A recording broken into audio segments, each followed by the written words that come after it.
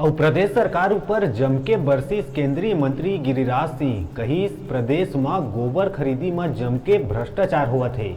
छत्तीसगढ़ में केंद्र के पैसा के खुलेआम दुरुपयोग हुआ थे।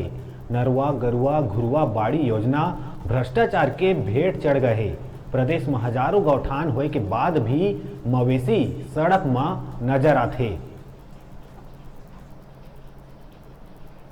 किस चीज में? ये तो फंडिंग, ये तो ऐसी सरकार है जो गरीबों का 11 लाख मकान नहीं लिया मैचिंग ग्रांट देने के कारण।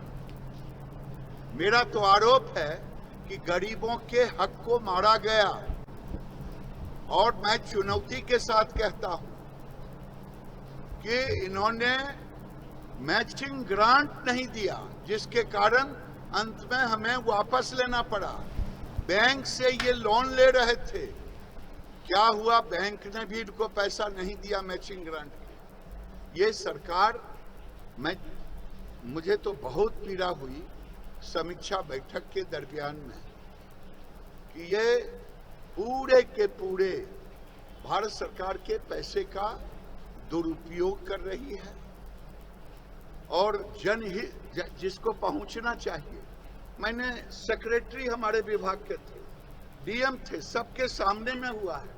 इसलिए आप ऐसे प्रश्न को खड़ा हमारे बदले उन बहनों से पूछ लिए होते।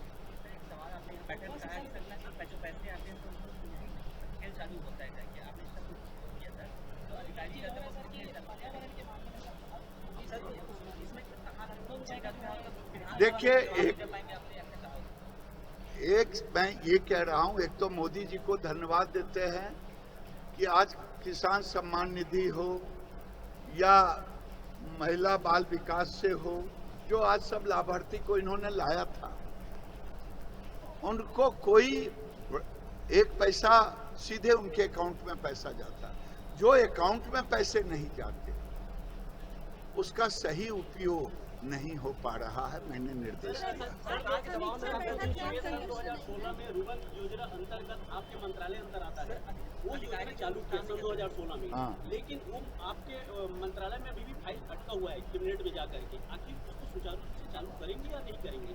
वाह, बड़ा अच्छा, अब तो लगता है बढ़िया से कोई बताया है। मैं ये पूछ रहा हूँ उसको पूरा होना कब था? हा?